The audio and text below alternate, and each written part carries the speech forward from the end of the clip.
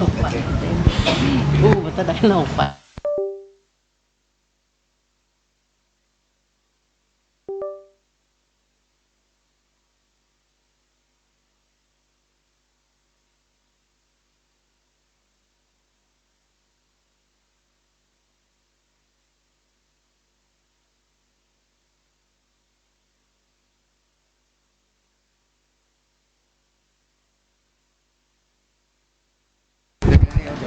เช็คเช็คเช็คเช็คทดสอบ1 2 3 4เช็คทดสอบ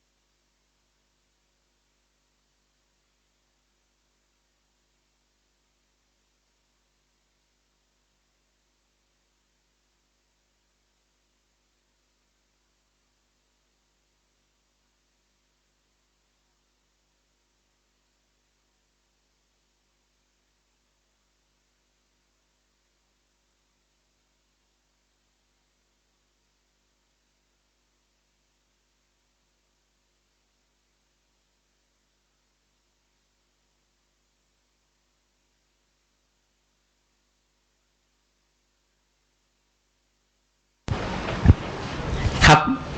กากลาง เทศบาลรายการข้อมือไม่เอาวันนี้ได้ถึงเวลา 08:30 นาทีนะครับได้ถึงเวลาที่เราใกล้จะ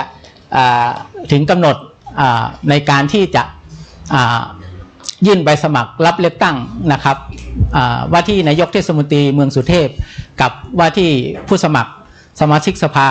เทศบาลเมืองสุเทพทั้ง3เขตนะครับขั้นตอนนะครับที่เล่าไปสักครู่ไปแล้วนะครับวันนี้ก็จะคงจะต้องทำความตกลงนะครับแล้วก็ประชุมแล้วก็ทำความตกลงกับท่านผู้สมัครนายกเทศมนตรีทั้ง3ท่านนะครับทั้ง3ท่านว่าจะใช้วิธีตกลงกันยื่นใบสมัครหรือว่าจะใช้ด้วยวิธีการจับฉลากนะครับขอเรียนเชิญนะครับเดี๋ยวรอสักครู่ตกลงท่านทั้ง3ท่านเดี๋ยวท่านจะใช้วิธีจับฉลากเนาะโอเคในใจท่านนายกทั้ง3ผู้ว่าที่นายกทั้ง3ท่านตกลงใช้วิธีจับฉลากผมถามต่อเลยจะได้รวดเร็วและดำเนินการต่อนะครับผู้สมัครสมาชิกสภาเขตทั้ง3กลุ่มทั้ง3เขตผมจะทำตกลงกับท่านว่าประเด็นที่1ท่านจะเห็นด้วยหรือไม่ในข้อตกลงกรณีหัวหน้ากลุ่มก็คือผู้สมัครนายกเทศมนตรีของกลุ่มของท่านจับฉลากแล้วได้ลำดับในการยื่นใบสมัครในลำดับใดไม่ว่าเป็นลำดับ1ลำดับ2และลำดับ3สมาชิกในกลุ่มของท่านตัวอย่างเช่นหากว่าที่ผู้สมัครนายกเทศมนตรีหรือหัวหน้ากลุ่มท่านจับฉลากได้ลำดับที่1สมาชิกในกลุ่มสทในกลุ่มของท่านจะยินยอมและตกลงพร้อมกันทั้ง3เขต ให้มีการยื่นลำดับใบสมัครของสทเขตในลำดับ1 2 3 4 5 6หากผู้สมัครนายกเทศมนตรีหัวหน้ากลุ่มของท่านจับลำดับในลำดับที่2สมาชิกในกลุ่มของท่านอื่นๆก็จะยินยอมให้กลุ่มนี้ยื่นใบสมัครในลำดับที่7 8 9 10 11และ12หากหัวหน้ากลุ่มของท่านจับหมายเลขลำดับในการยื่นใบสมัครในลำดับที่3สมาชิกในกลุ่มของท่านและสมาชิกกลุ่มอื่นยินยอมที่จะให้กลุ่มนั้นยื่นใบสมัครในลำดับที่13 14 15 16 17และ18 3เขต18ท่านเขตละ6คนนะครับอันนี้คือข้อตกลงผมจะถามหากใครถ้าข้อตกลงที่ในฐานะผอกกตประจำเทศบาลซึ่งให้ทำหน้าที่การรับสมัครและประชุมผู้สมัครเพื่อทำข้อตกลงผมจึงจะเสนอทำข้อตกลงหากใครเห็นด้วยกับผมในฐานะผู้ในการประจำเลือกตั้งผู้ใดเห็นชอบโปรดยกมือขึ้นครับของสทเขตครับก็คือเห็นชอบนะครับตามนี้นะครับก็คือยึดหัวหน้ากลุ่มของท่าน5หัวหน้ากลุ่มของท่านจับได้ลำดับที่1สทในกลุ่มของท่านมีสิทธิ์ยื่นลำดับ1 2 3 4 5 6ทั้ง3เขต5หัวหน้ากลุ่มของท่านจับฉลากได้ลำดับที่2กลุ่มของท่านจะยื่นมาสมัคร7 8 9 10 11 12ทั้ง3เขต5หัวหน้ากลุ่มของท่านจับฉลากได้ลำดับที่3สมาชิกของท่านจะยื่นมาสมัคร13 14 15 16 17 18ทั้ง3เขตตามนี้นะครับโอเคครับขอบคุณมากเดี๋ยวถึงเวลาเราจะได้ดำเนินการและให้เจ้าหน้าที่ลงให้ทางสทเขตทุกเขตนะครับลงรายชื่อมือไว้เป็นหลักฐานนะครับส่วนของนายกเทศมนตรีเชิญท่านนายกได้ลงนามเดี๋ยวผมจะได้เริ่มดำเนินการเพื่อจับฉลากนะครับ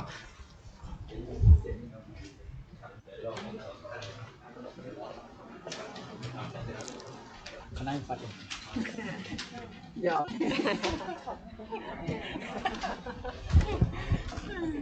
เขาตกเนาะเขาตกใส่ร้ายกัน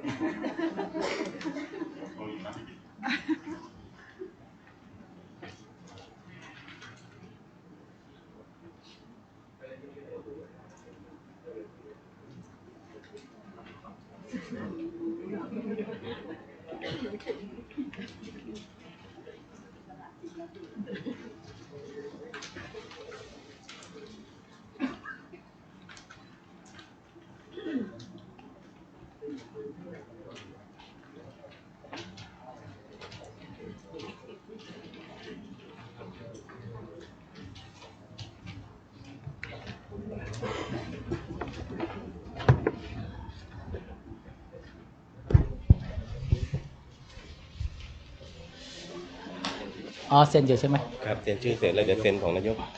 ให้นายกเซ็นเลยก็ได้แป๊บรอกระดานแป๊บโอเคอ๋อแผ่นรองใช่ไหมลองหาอีกแผ่นนึงก็ได้เดี๋ยวให้นายกเซ็นเลยอันนี้ชื่อใช่ไหมใช่ครับกระดาษเดี๋ยวเขียนกระดาษมาใส่ไว้แล้วด้วยในเนี้ยไม่เอากระดาษมาใหม่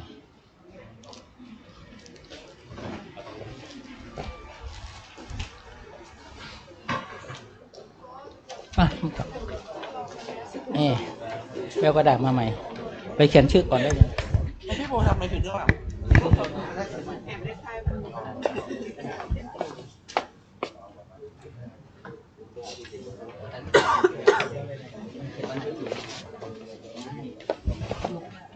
เขียนพี่โบ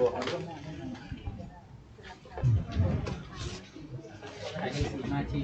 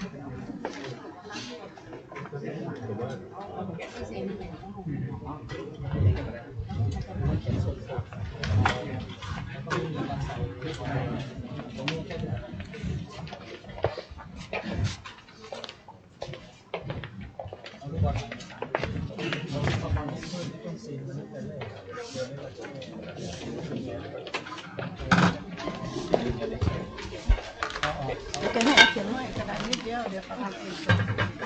เดี๋ยวไปเขียนชื่อด้านหน้าเดี๋ยวไปเขียนชื่อด้านหน้าแล้วก็เผา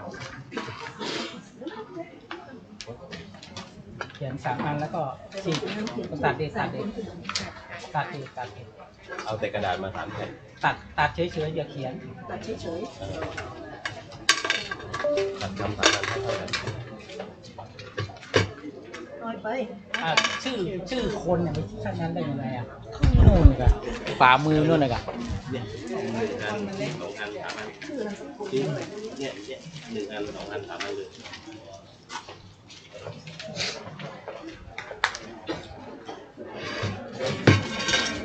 ติดโม่นั้นแล้วก็3 แผ่น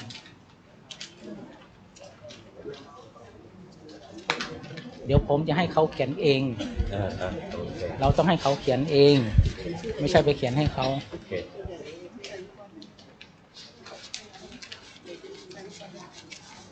อยากไปไหม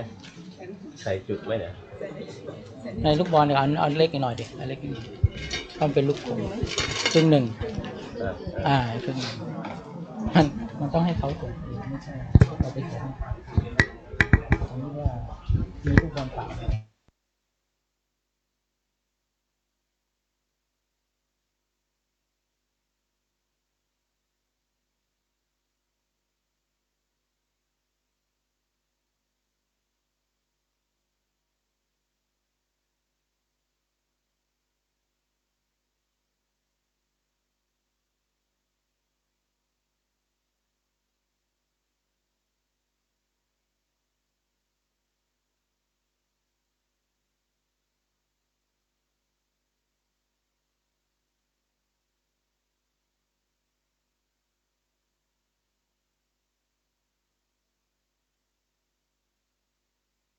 กลับมาแล้วกกต.เราครบ3 ท่านเดี๋ยวการจับฉลากขออนุญาตจับท่านนายกเทศมนตรีก่อนนะครับเดี๋ยวผมจะมีกระดาษอยู่3 แผ่นให้ว่าที่ท่านสมัครทั้ง3 ท่านเขียนชื่อตัวเองแล้วก็เดี๋ยวจะพับลงในลูกบอลนะครับเอาปากกาเขียนชื่อตัวเองนะครับ โอเคปากกานะเอาอะไรลองไหมเดี๋ยวมีเดี๋ยวลองนี่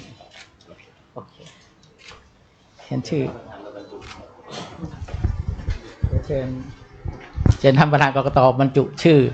ของผู้สมัครทั้ง3 ท่านลงในลูกบอลนะครับเชิญนะครับ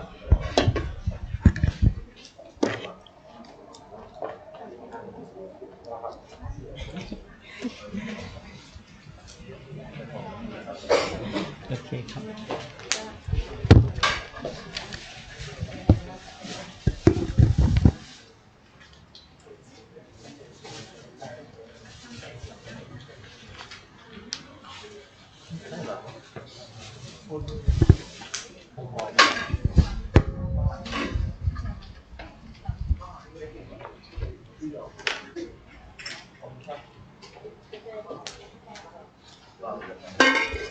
ชื่อของผู้สมัครนายกทั้ง3 ท่านอยู่ในนี้แล้วเรียบร้อยนะครับลำดับที่1ผมจะเป็นคนจับถ้าจับชื่อได้ของผู้ใดก็จะเป็นลำดับในการจับลำดับครั้งที่2โอเคครับเจ้าหน้าที่เตรียมกระดาษเขียนหมายเลขเพื่อมานิดต่อนะครับลำดับจะเป็นผู้จับฉลากครั้งที่2ในลำดับที่2และสุดท้าย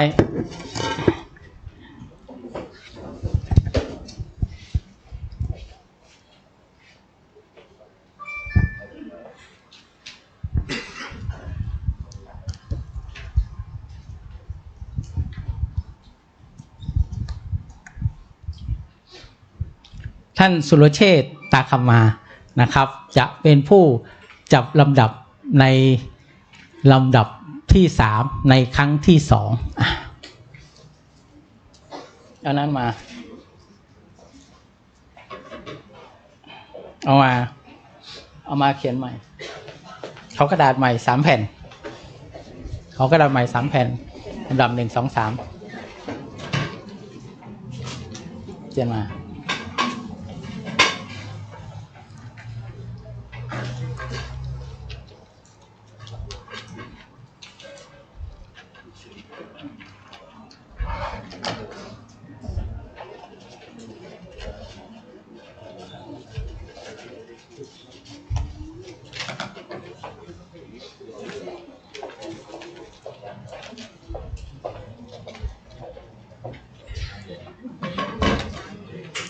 เตรียมเดี๋ยวจะประกาศให้ประธานเลข1 2 3ไม่เอาปากกาก็ได้ปากกาก็ได้เดี๋ยวให้ประธานเขียน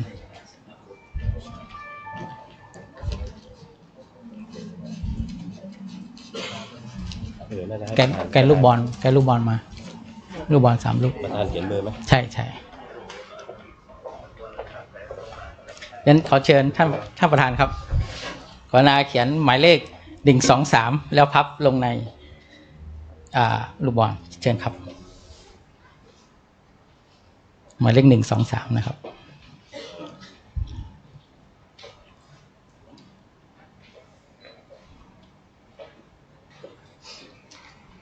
โอเค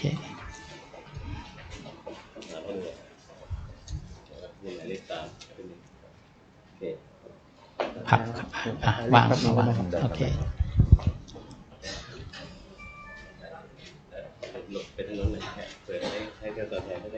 โอเคเชิญท่านประธานพับเลยครับ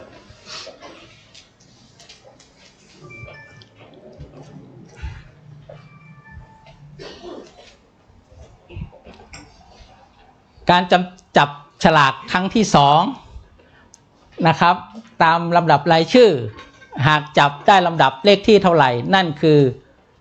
ลำดับการยื่นใบสมัครนะครับแล้วก็นั่นก็หมายถึงเบอร์ที่จะใช้หาเสียงเลือกตั้งนะครับแล้วท่านสท.เขตก็นึกไว้เลยว่าตามกฎตกลงเมื่อกี้นะว่าหัวหน้ากลุ่มท่านจับลำดับไหนท่านนึกในใจเลยว่าท่านจะเรียงยังไงอันนี้ท่านตกลงให้แน่นอนเลยนะเดี๋ยวเจ้าที่ก็จะยื่นเรียงตามนี้เลยนะนะครับ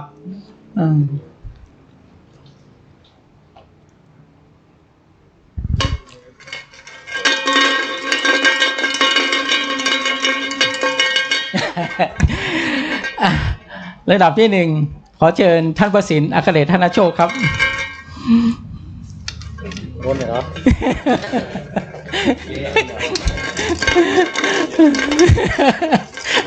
วนแล้วนะวน7วน9อันนึกแล้วเราจับไปดำไปแดงแล้วกันเนาะนึกว่าดำไปแดงท่านประธานครับ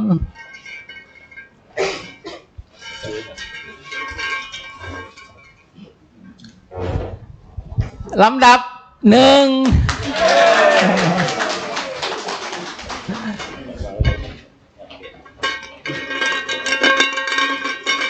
เชิญท่านจะศักดิ์ครับ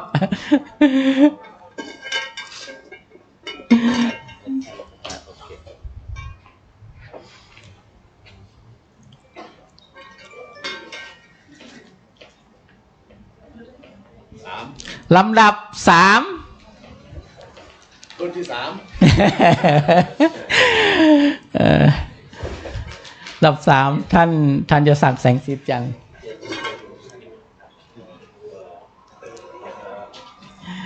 สุดท้าย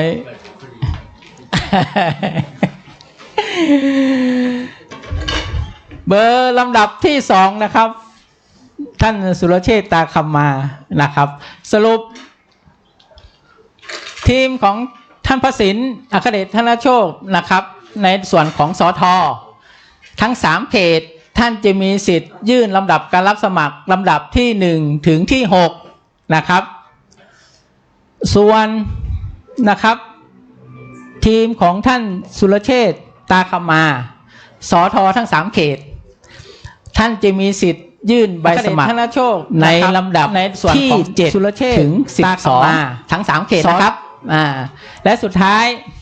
ทีมของท่านยศักดิ์แสงสีจันทร์ท่านจะมีสิทธิ์สทเขตจะยื่นใบสมัครในลำดับที่13ถึง18นะโอเคตามนี้นะครับหากเรียบร้อยขบวนความนะครับก็คงวิธีการจับฉลากของเราแล้วก็เสร็จสิ้นเรียบร้อยก็ถึงขั้นตอนที่จะยื่นการรับสมัครในโอกาสนี้ก็ขอเรียนเชิญตามลำดับขอเชิญท่านพระสิทธิ์อัครเดชคณโชคนะครับได้ยื่นใบสมัครเป็นอันดับแรกสทเขต1นะครับ1 2 3นะครับของทีมแรกนะครับยื่นใบสมัครตามลำดับได้เลยนะครับ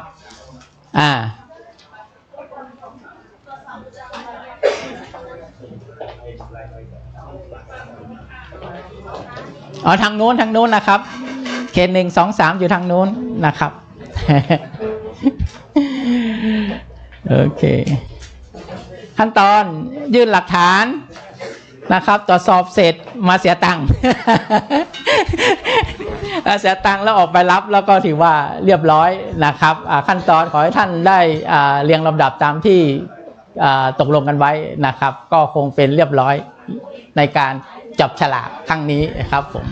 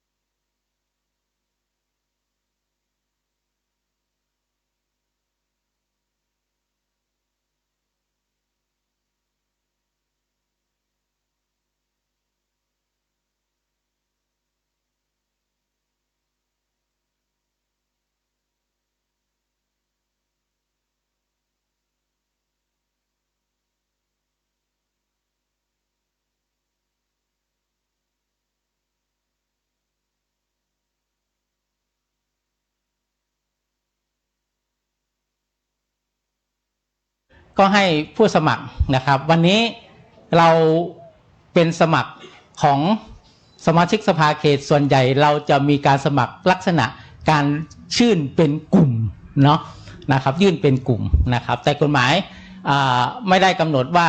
เรื่องของการจะต้องกลุ่มใดกลุ่มหนึ่งเท่านั้นแต่ว่าต้องกำหนดว่าให้แต่ละกลุ่มตกลงกันเองนะครับ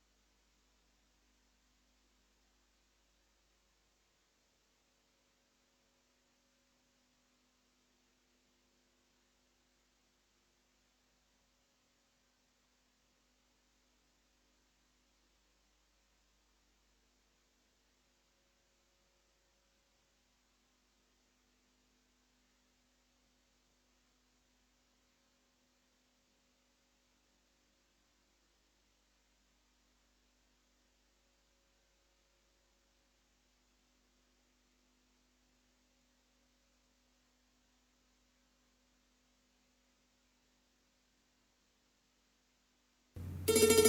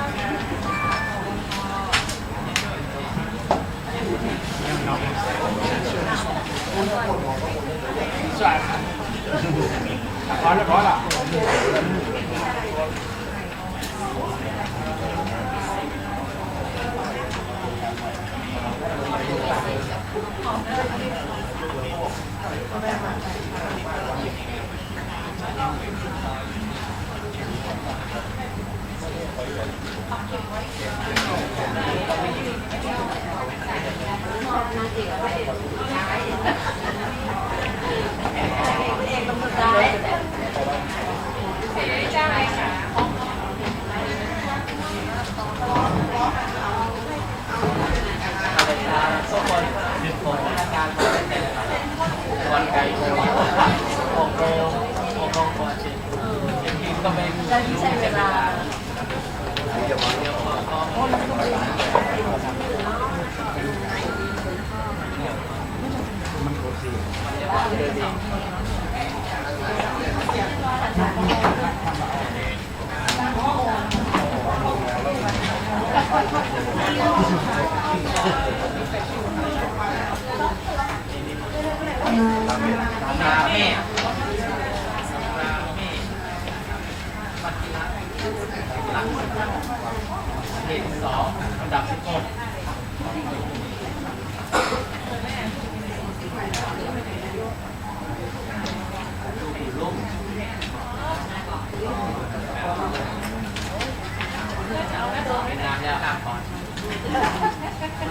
สอนไม่ได้แต่สาวไม่ได้เอาเรื่องการเมืองถ่ายการเลือกตั้งไม่เอาสองคนนี่นะอ๋อ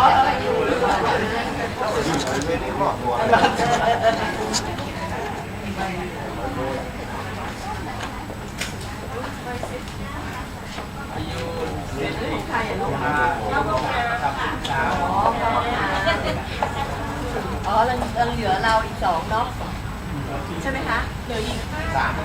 คนนะคะ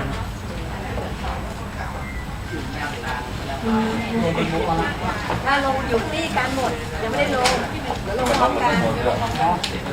ใจเย็นใจเย็นเอาคนละท้อง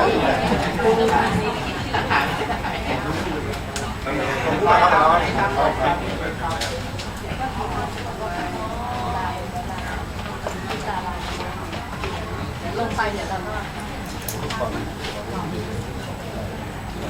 ก็เดี๋ยวลงไปคนชนเดี๋ยววัน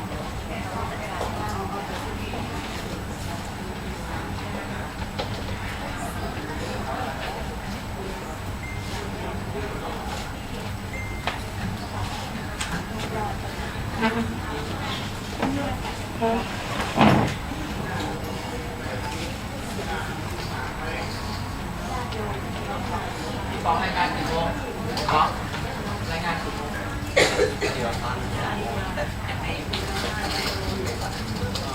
ขี่ไปเรื่อยๆนะไม่ต้องสแกนก่อนสแกนจบเ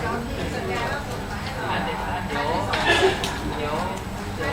ผมลงน้ำกินได้ไหมสแกนต้องไม่เกินวันที่11ก็นับติด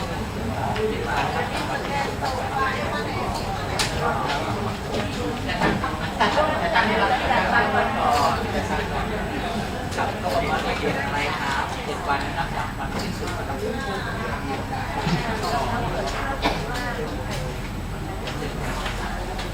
ก็มันก็จะไม่มีการไปรับแต่ก็จะมีขั้นตอนก็จะมีนักสอนนะครับเป็นเรื่องของการอุทธรณ์เขาอยู่ตอนเป็นอุทธรณ์ถ้าเขารับคำร้องแต่เขาร้องมาก็มีหน้าที่ฟังเขาอย่างเดียวอันนี้ก็คือเราเนี่ยส่งเขาสอนทำเสร็จลงนามอะไรเสร็จก็ส่งแล้วสอนเขาสมัครแล้วก็ส่งคนมาตรวจสอบการเรียนแล้วเขาอยู่รับโอเคไป หมายเลขอันนี้ออกลายลูกค้าที่เราออกมาจะต้องที่หมายเลขหมายเลขอันนี้ออกลายตอนนี้ก็เราไม่รู้นะเราก็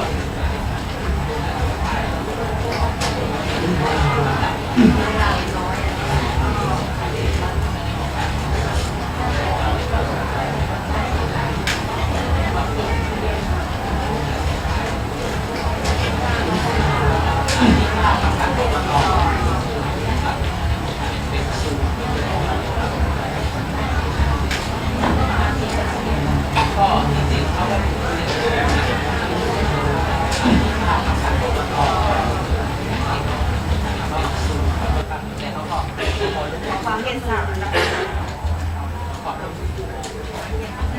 ทางกรกตเขาไปจะชี้แจงเรื่องเป็นบัตรคนเขาไม่สามารถจัดสารได้เราเลยขอให้เป็น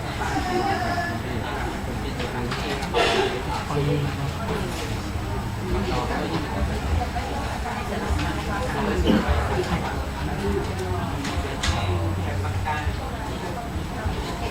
พิ่มด้วย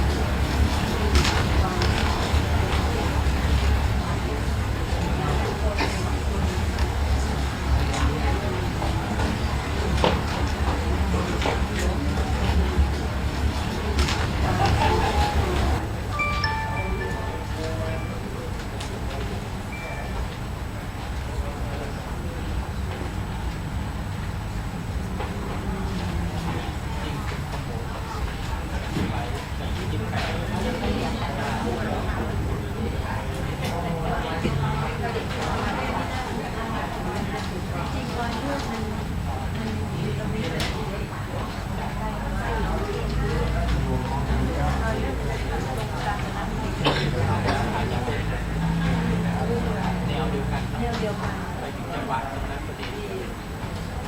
ก็คือวัดนะเท่าเด็กยังเท่าเขาเด็กกว่าแม่แนวที่คาดการไปมันไม่ล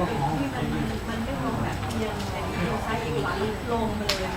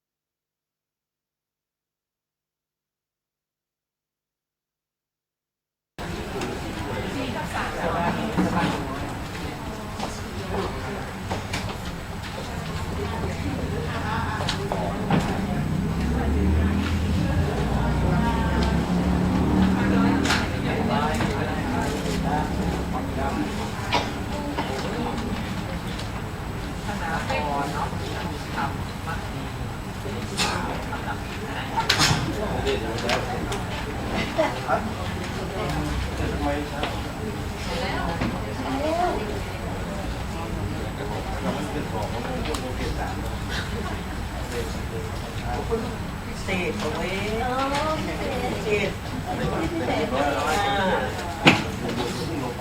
พิเศษลงไปนะราคาพิเศษเนี่ยเป็นก๋วยเตี๋ยวเนื้อติดเกล็ดใช่ไหมแม่ไม่งั้นเด็กไม่งั้นเด็กเราไม่เอาตอนกันอีกแห้งไม่ต้องลวกน้ำ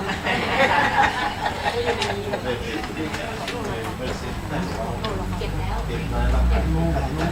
ไว้นะถ้าทำการนะถ้าทำอาจจะโดนทีแล้วได้มาโปรดไปพวกเขา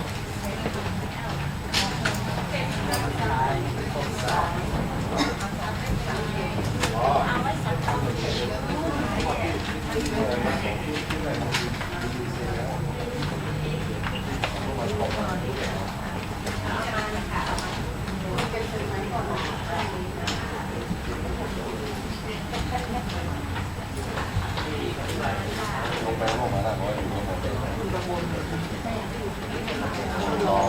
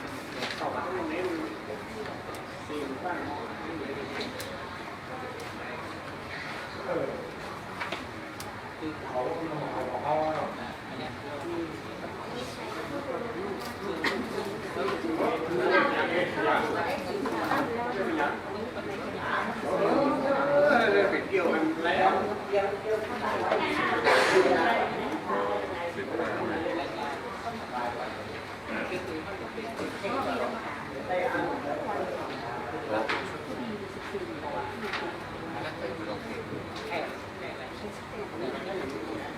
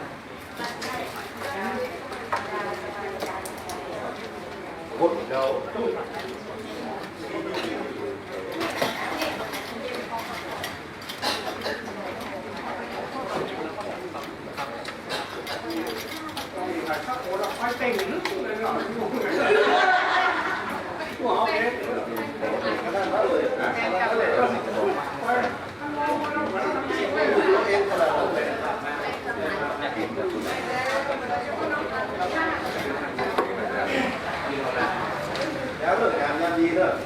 ไม่เวลาเองเวลาเป็น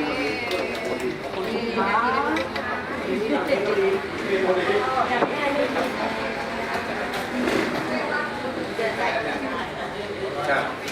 เอาก้าวอีก2 คนเนาะใช่ครับครับวันนี้เวลาเป็นวันนี้ป่ะ ฉันเพลเลยเหรอ เป็นเลยวันนี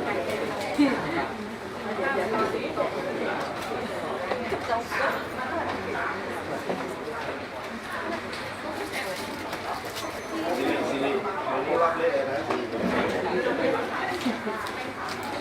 สิรับเล่นะ ก็ดีดีเลยแจกสาวได้ยังไง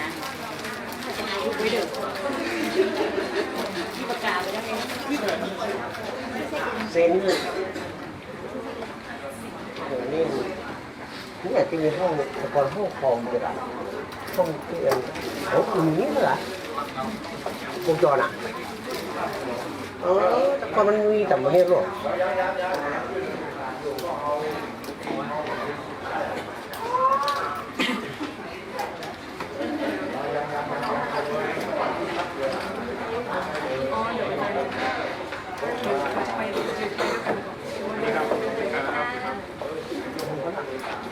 แล้วจะไปลงมาคนเดียวได้ไงดี